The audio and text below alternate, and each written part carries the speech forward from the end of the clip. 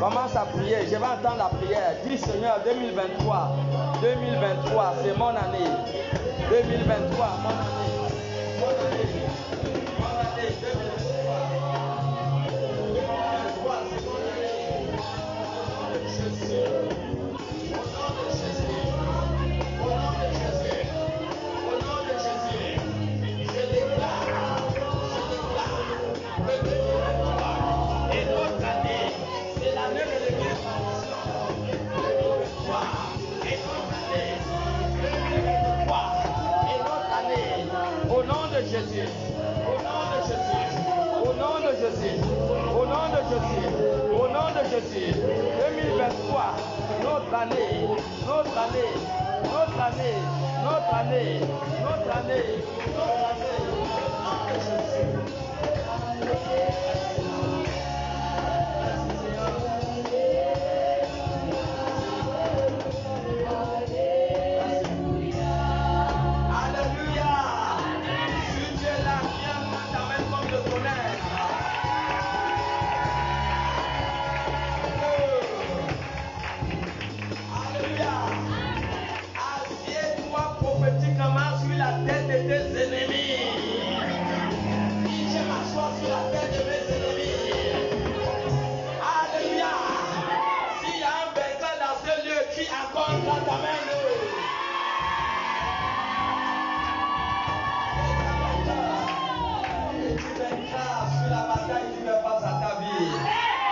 Prophétie dans le nom de Jésus-Christ. Tu vaincras au nom de Jésus.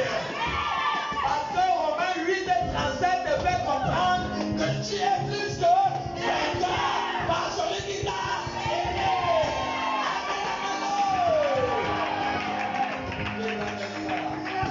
Ne t'appelle pas, Jésus est avec toi pour assurer ta sécurité. Jésus est avec toi, mon ami, pour assurer ta victoire. Et ta victoire est plongée dans le sang de Jésus. Amen, amen. Ok, nous entrons dans la parole. Le thème de ce soir plutôt, c'est la source de la gloire. Que quelqu'un dit la source de la gloire. La source de la gloire. Je vois l'histoire de quelqu'un qui va changer si c'est toi. Dis-le. Je vois la gloire d'une femme dans ce lieu. Si c'est toi, dis amen. Je vois la gloire d'un homme, si c'est toi, dis amen. Amen, amen. Le thème, c'est la source de la gloire. Est-ce que tu es là? Ok, nous allons entrer dans les Écritures. Nous allons entrer dans les Écritures et nous allons lire Romains chapitre 6. Le verset 7 que je vais lire. Romains 6, le verset 7. Romains 6, le verset 7 dit, est-ce que tu es là? Romains 6, le verset 7, la parole de Dieu dit, car celui qui est mort est libre de péché. Waouh! Est-ce que quelqu'un est là? On dit comment? Celui qui est mort est comment? Est libre de péché. Asseyez-vous. Celui qui est mort est comment? Est libre de péché. Voilà. Amen. Est-ce que tu es là? Dis à celui qui est à côté de toi, assois-toi bien. La parole de Dieu dit, ma soeur, que celle qui est morte, parce que Dieu ne traite pas avec les vivants. Amen. Que quelqu'un dit, Dieu ne traite pas avec les vivants. Dieu traite avec les hommes et les femmes qui sont morts. Est-ce que quelqu'un est là pour dire un grand amen? Écoute bien, maman. La parole est claire. Il dit, celui qui est mort est libre du péché. Celui qui est mort est libre du péché. C'est bel et bien écrit. Romains 6. Le verset 7, n'est-ce pas? Voilà. Car celui qui est mort est libre du péché. Donc ça veut dire que la liberté, la délivrance vient pas parce qu'on t'impose les mains, la liberté, la délivrance vient. Pas parce que quelqu'un va prier pour toi. Non, la liberté et la délivrance vient parce que quelque part un homme et une femme a compris que je suis fatigué avec le monde là. Amen. Je dois mourir. Amen. On ne parle pas de la mort physique. Quelqu'un dit à celui qui est à côté de toi, il faut qu'il comprenne la parole. Dis-lui, c'est pas la mort physique. Amen, amen. On parle de la mort des œuvres charnelles de la chair. Voilà pourquoi la Bible dit que celui ou celle qui est morte est comment? Est libre. Donc, ça veut dire que, mon ami, ce qui me rend libre, ce qui me rend fort, c'est lorsque je suis mort. Lorsque les œuvres de ma chair sont mortes. Est-ce que quelqu'un comprend? Regardons, faisons ce constat ensemble. Vous verrez que quelqu'un a plus de renommée. La renommée de quelqu'un explose plus lorsqu'il est mort. Est-ce qu'on est ensemble? La renommée de quelqu'un va se répandre. Même les gens qui ne te connaissent pas vont dire, tu vas entendre que tu vas entendre que telle personne est morte alors que tu ne connais même pas la personne. Est-ce que nous comprenons? Quand il y a mort, tout de suite la renommée explose. Quelqu'un que vous n'avez jamais connu, vous allez entendre que cette personne, elle est morte. Et tout de suite, cela est répandu. Tout de suite, beaucoup de gens parlent de toi. Pourquoi? Parce que, quelque part, tu es mort. Je comprends que la gloire n'est pas lorsque tu es vivant.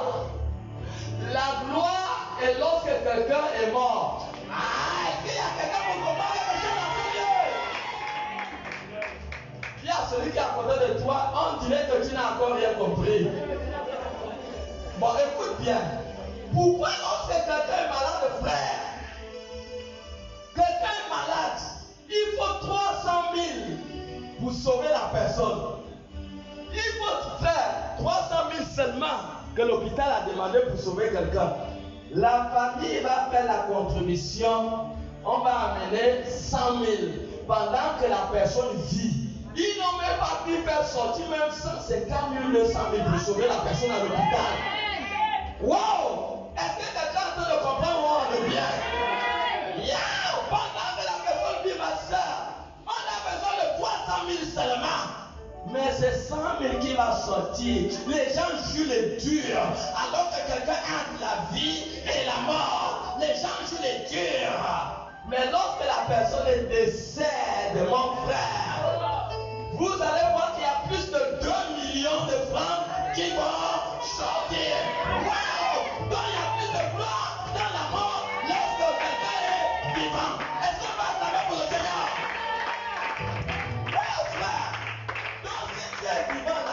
Si les hommes de ta chaîne ne sont pas morts, ça veut dire que tu es en train de manquer quelque chose. Parce qu'il y a plus d'argent lorsque tu es mort par rapport à lorsque tu es vivant. Est-ce que quelqu'un comprend quelque chose? Oh frère, lorsque tu es charnel, tu as quelque chose. Parce que là, vous voyez Dieu traite avec des hommes et des femmes qui sont comment? Qui sont morts. Mais il y a plus d'argent quand quelqu'un est mort, c'est bon, c'est bon. Est-ce qu'on va attendre pour le Seigneur?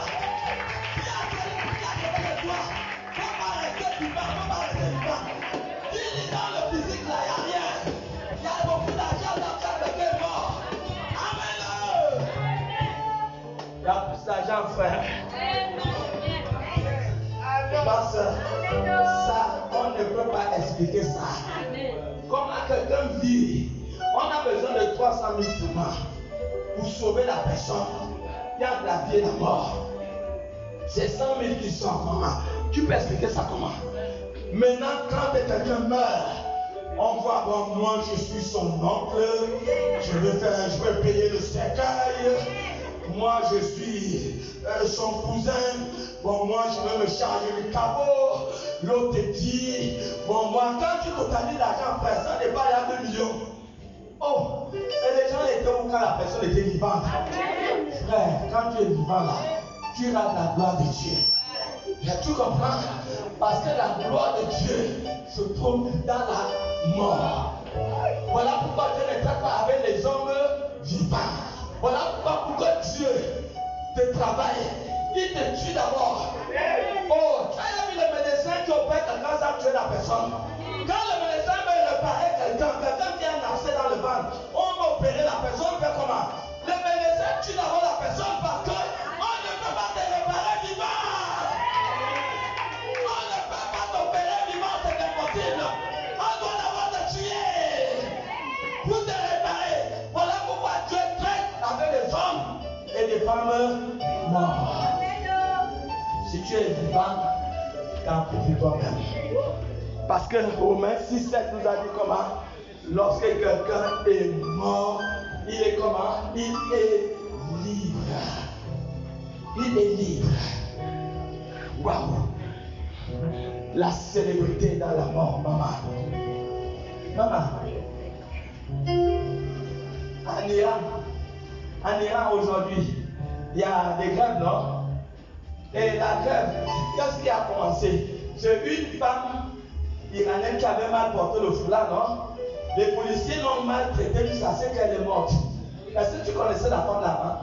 Maintenant, quand la femme est morte, maman, le monde entier connaît déjà cette femme. Est-ce qu'on va travailler pour le Seigneur? Mais quand elle était vivante, est-ce qu'on la connaissait?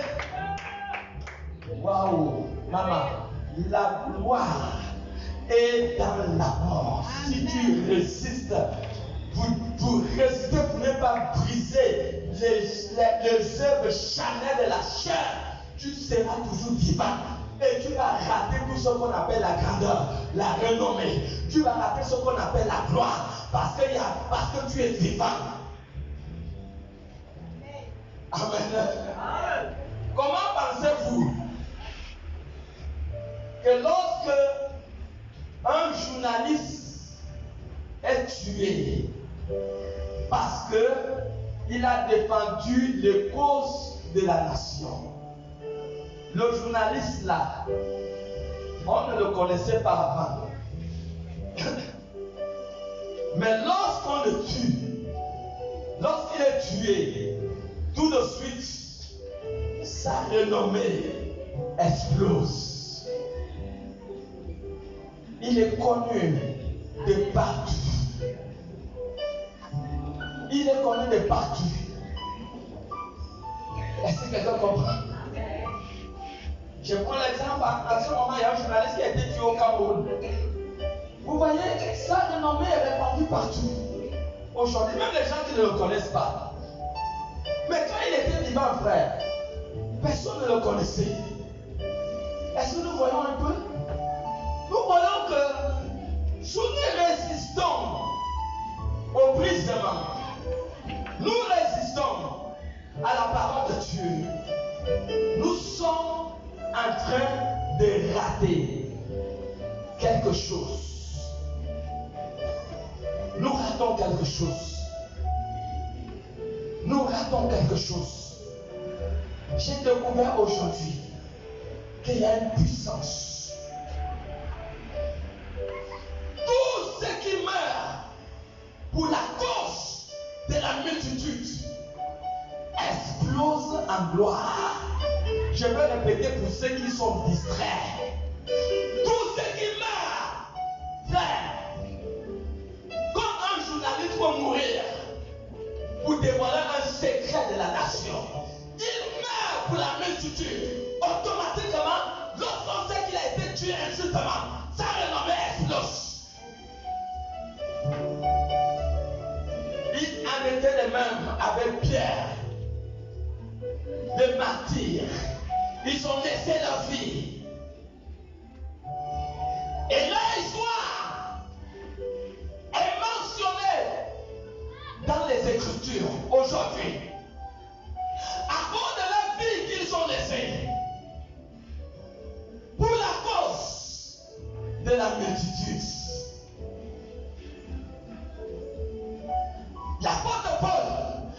laissé sa vie pour la multitude. Pour sauver la multitude. Frère, sœur, quand tu perds ta vie pour l'honneur de la multitude, ta gloire explose. Ta gloire explose. Maman, papa, l'étape d'un chrétien, l'étape la plus difficile, c'est de mourir. C'est l'étape la plus compliquée. La mort. Même quand Jésus a senti que la mort était près de lui, il dit Lama Sabatane. Ça dit, mon Dieu, pourquoi m'as-tu abandonné? Jésus dit, Père, n'est-il pas possible de m'éloigner de cette coupe? Wow! Frère! Pour même les disciples, quand ils étaient face à la croix, pendant cet instant que Jésus avait besoin d'eux, ils ont abandonné le maître. Ils ont abandonné le maître parce qu'ils ont senti la mort. Papa, une petite jeune fille avait renoncé un costaud chrétien comme l'apôtre Pierre.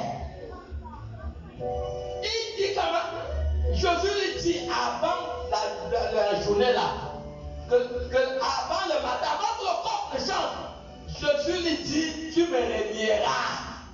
Frère, l'état de la mort, c'est là où beaucoup ont échoué. Parce que les gens veulent garder la vieille carapace qu'ils ont amenée en Égypte. Les vieilles habitudes, les vieux comportements, la chair.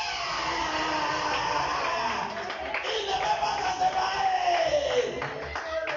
Voilà pourquoi quand les enfants d'Israël étaient dans le désert, ils pensaient au concombre, au foufou, foufou manioc avec le dongon qu'ils mangeaient en Égypte. Ils ne peuvent pas s'en séparer. Alléluia. Ils pensaient à tout cela. Ils ne voulaient pas se séparer des vieilles habitudes. Dis à celui qui est à côté de toi, sépare-toi des vieilles habitudes de l'autre côté de la rivière. Amen, amen. Est-ce qu'il y a un peu dans ce pour dire amen, les maman, comment une petite fille peut renoncer à un apôtre comme Pierre? La petite fille lui dit, hé, toi là, je suis que toi là, tu fais partie parmi les gens de Jésus là. Pierre dit, oh non, moi je ne connais pas. Pierre, il dit comment? Qui? Moi? Non, moi je ne connais pas l'homme là-haut. Alléluia. Parce que sa chair était en danger. Il ne voulait pas l'abandonner. Amen, amen, amen, amen. La chair était en danger. C'est l'étape la plus difficile, la plus compliquée d'abandonner la chair. Mais quand la chair meurt, waouh, nous avons fait des exemples physiques. Vous avez vu que quelqu'un a besoin seulement de 300 000 pour être sauvé. Mais on amène 100 000. Quand il est mort, plus de 2 millions, 3 millions tombent. Ça veut dire qu'il y a une puissance dans la mort. Quand quelqu'un est mort, quand les œuvres de la chair de quelqu'un est mort, il y a plus de puissance, il y a plus de gloire. Il y a plus de gloire. Voilà pourquoi ça, la puissance est dans le nom de Jésus. Est-ce qu'on peut chanter ça? Il y a la puissance est dans le nom de Jésus. La puissance est dans le nom de Jésus. Waouh, la puissance. Lorsque tu as l'esprit, waouh, tu as la maison comme ça, un 100 000 tombes, le surnaturel, tu as la maison comme ça, les portes de la faveur s'ouvrent, tu as la maison comme ça. Bien aimé, la dimension de l'esprit, lorsque la chair est morte, c'est la meilleure dimension.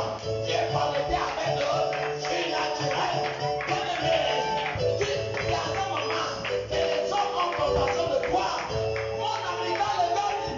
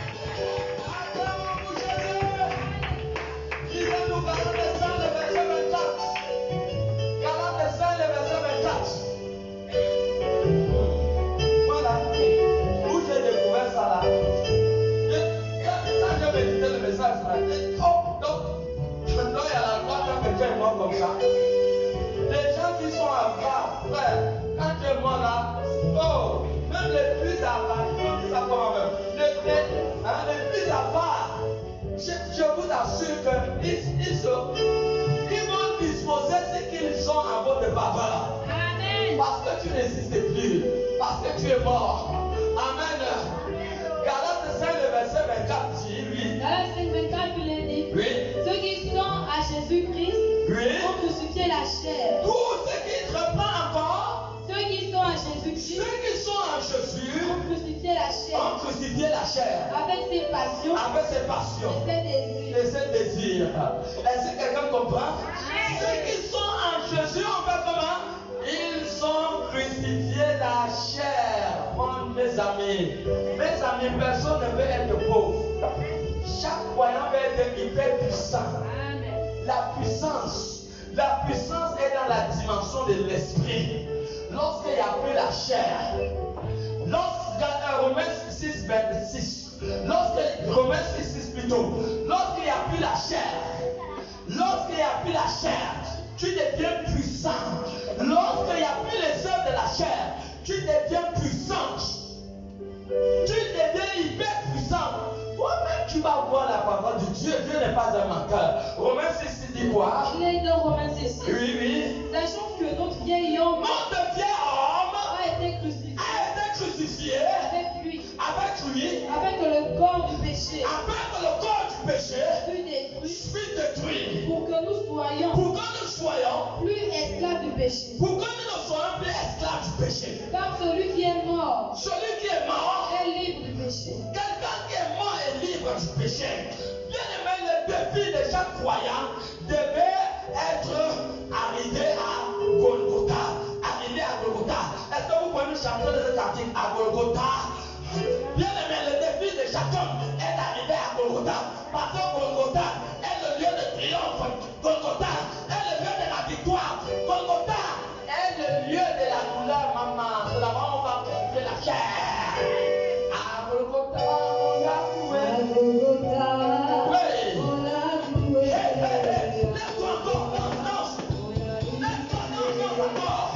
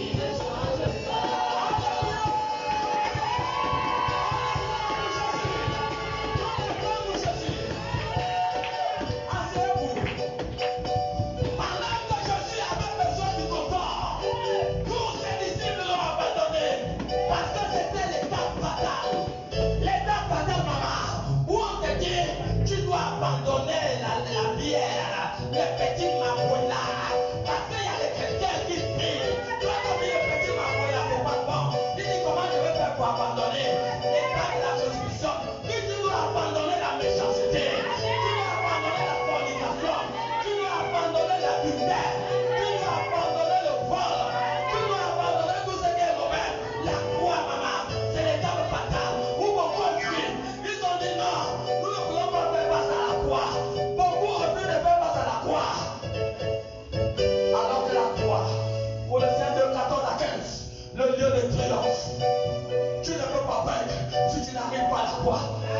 Bien-aimé, la croix est le dernier ring contre Satan. La croix qui te bat contre Satan. Quand il te donne gauche, toi tu lui donnes droite. Tu lui donnes coup de tête. Après tu lui donnes balayage. Il tombe. C'est la croix. C'est la croix. Si tu n'arrives pas à la croix, tu ne peux pas vaincre. Voilà pourquoi Colossiens 2,14 nous parle. On y va. Colossiens 2,14 dit, il a effacé l'acte de nos ordonnances, dont les ordonnances nous condamnaient. Oh, il a effacé l'acte. C'est à la croix. Amen. Que ton nom, les noms de ta famille, qui sont écrits dans les reliques de la famille. Amen. Les noms des prochaines personnes qui sont dans la liste des sacrifices, c'est à la croix que l'acte des ordonnances qui nous condamnaient est effacé. C'est à la croix. Si tu n'arrives pas à la croix, ta culpabilité ne peut pas être effacée. C'est à la croix. C'est à la croix. Continuez la lecture. Il a effacé l'acte dont les ordonnances nous condamnaient. Il a effacé l'acte dont les ordonnances nous condamnaient. Et qui subsistait contre nous. Qui subsistait contre nous. Et il a détruit en le clouant à la croix. C'est à la croix qu'on détruit ces contrats mystiques, cette liste mystique où les enfants étaient écrits. Et je déclare dans ce lieu, aucun enfant dans cette église ne peut pas être touché par un seul diable. Au nom de Jésus, au nom de Jésus, tous les enfants, tant que Dieu se libère dangereux devant ses brisés. Au nom de Jésus, écoute tout acte, tout papier, acte démoniaque sur lesquels leurs noms sont écrits, sur l'onction du Saint-Esprit. Je déclare que cet acte soit détruit. Maintenant, dans le nom de Jésus. Que cela soit détruit au nom de Jésus. Continue la lecture, maman. Que cela soit détruit. C'est à la croix. Tu n'arrives pas à la croix. Tes condamnations ne peuvent pas être effacées, ne peuvent pas être détruites. La croix est un lieu incontournable. Sur le défi, la dernière bagarre contre le diable. Et c'est ce que Jésus a fait. Oui, continue. Il a dépouillé les dominations. Il a dépouillé les dominations. Et les autorités. Et les autorités. Et il les a livrées publiquement. Il les a livrées publiquement en spectacle. En triomphant d'elles. En triomphant d'elle. À la croix. La croix est le lieu de triomphe. C'est le lieu de triomphe. Où tu triomphes contre les œuvres de la chair. Tu triomphes contre ton passé. Tu triomphes contre les mauvaises actions de ta vie. C'est à la croix. Et Jésus a triomphé les dominations, les principautés. A triomphé par la croix. Continue. Que personne donc ne vous juge au sujet de. C'est quoi? Là, le lieu de triomphe, c'est la croix. Voilà pourquoi notre défi aujourd'hui, c'est la crucifixion. La crucifixion. Abandonner la méchanceté. Abandonner les critiques. Abandonner le mauvais cœur. Abandonner la haine. Abandonner la rancune. Abandonner l'impudicité. C'est la croix, frère. Abandonner la colère. Ils ont tous fui. Papa, où tu es là? Tu penses que si les gens viennent m'attaquer, tu vas prendre la machette pour couper quelqu'un l'oreille. Mais l'apôtre de Pierre l'a fait. Il a coupé l'oreille de quelqu'un. Ça veut dire qu'au-dedans de lui, il y avait encore le Chanel. Amen. Donc ils avaient besoin de peuple d'affronter alors tout la croix. Parce qu'il y avait encore un problème. La croix, ma soeur, c'est le lieu de la liberté. C'est le lieu où tu seras libre. La croix, ça te libère du pouvoir du monde. Ça te libère de la médiocrité, du célibat, du chômage. Ça te libère du pouvoir de la chair. Les puissances des ténèbres ne peuvent plus rien te faire lorsque tu as franchi l'étape de la croix, l'étape de la crucifixion, l'étape de la mort des œuvres, mauvaise de ta vie. Tu es morte. Les gens vont se moquer. Oh, si les Dieu, il n'a qu'à descendre de la croix. Maman, on ne descend pas à la croix sans mourir. Dis à quelqu'un qui est là, on ne descend pas à la croix sans mourir. Tu as compris? Hein? Quand on a descendu Jésus à la croix, il était encore vivant. Waouh! Dis encore une autre, on ne descend pas à la croix sans mourir. Donc le brigand là, c'était, on appelle ça le nabulisme. Parce que lui ne savait pas qu'on ne descend pas à la croix sans mourir. Il faut accomplir ta mission totale jusqu'à la mort. Et voilà pourquoi Jean 12, 24 nous parle. Jean 12, 24 nous parle. Il faut affronter des choses qui vont t'amener dans la honte. Amen. Le propre. Moïse a vu le propre de Jésus comme une grande gloire. On dit d'abord dans Hébreu chapitre, comme là déjà, Hébreu 4, Hébreu 11, à partir du verset 24. Vous allez voir qu'un homme, des centaines d'années avant que Moïse arrive, avant que Jésus arrive, mais il a vu la honte de Christ comme une grande gloire. Oui, Hébreu 11, à partir du verset 24. Et donc, Hébreu 11, verset 24. Oui. C'est par la foi que Moïse est devenu grand. Il est devenu grand. Refusant d'être appelé fils de la fille de Pharaon. Il a refusé de vivre dans les hommes de la chair de l'Égypte. Aimant mieux être maltraité avec le peuple. Jésus, on se moquait de Jésus. S'il est Dieu, oh, c'était les moqueries. Alléluia. Laissez les gens se moquer de vous. Tu ne peux pas traverser la croix, maman, sans que tes copines se moquent de toi. Tu vas les voir. Elles auront déjà quelques avances dans le matériel, dans les choses. Mais elles ne savent pas la gloire que Dieu est en train de te préparer. Les 1 Corinthiens de la Bible, ce sont des choses que quelqu'un n'a jamais imaginées. Ce qui n'est jamais venu dans ton corps. Les choses que Dieu a préparées pour toi. Mais l'état de la croix est une état de honte, de moquerie. Moïse a vu la honte de Christ, non pas comme une honte, mais comme une gloire. Continuez à le dire, maman. Aimant mieux être maltraité avec le peuple. Aimant mieux souffrir, même si ce copain-là, qui te donne de l'argent, oui, tu vas avancer avec ta foi. Il te combat dans ta foi, il t'empêche même d'aller à l'église. Moïse dit, dans la Hébreu 11, la parole dit que Moïse a préféré souffrir. Il y a des moments qu'il faut préférer souffrir et marcher avec Dieu. C'est ce que les Écritures disent. Est-ce qu'il y a quelqu'un dans ce lieu pour dire Amen? Continuez la lecture, maman. Mais d'avoir pour un temps la jouissance du péché. Voilà, continuez. Regardons le propre de Christ. Il a regardé la honte de Christ. Comme une richesse. Comme une grande richesse. Plus grande que les trésors de l'Égypte. Plus grande que les trésors de l'Égypte. Car il avait les yeux fixés. Il avait les yeux fixés. Sur la rémunération. Sur la récompense. Oui, continue. C'est par la foi. Oui, c'est moi. Il avait les yeux fixés sur la récompense. Il a vu la honte de Christ. On l'a mis en cache 16. La honte de Christ comme une gloire. Toute crucifixion va amener la honte. Personne n'est passé par la croix sans qu'on se moque de lui. Amen. Jean 12, 24, maman. Jean 12, 24, il dit. Oui. En vérité, en vérité. En vérité. Je vous le dis. Je vous le dis. Si le grain de blé. Si le grain de blé. Qui est tombé en terre. Ne meurt. Il reste seul. Mais s'il meurt. Il porte beaucoup de fruits. Est-ce que quelqu'un comprend?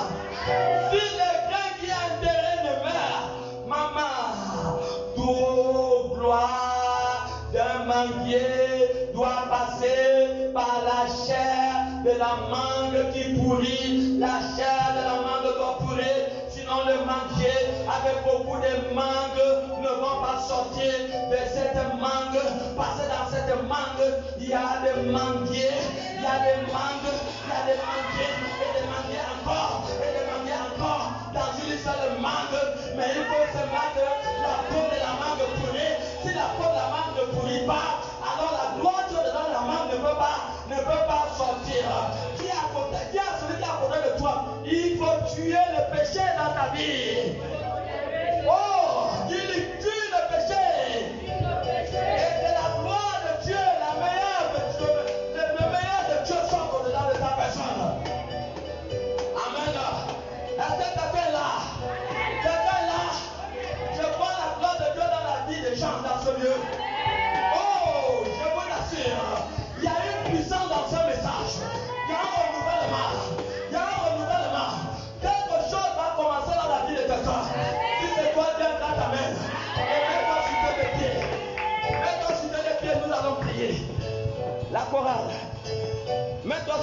vérité.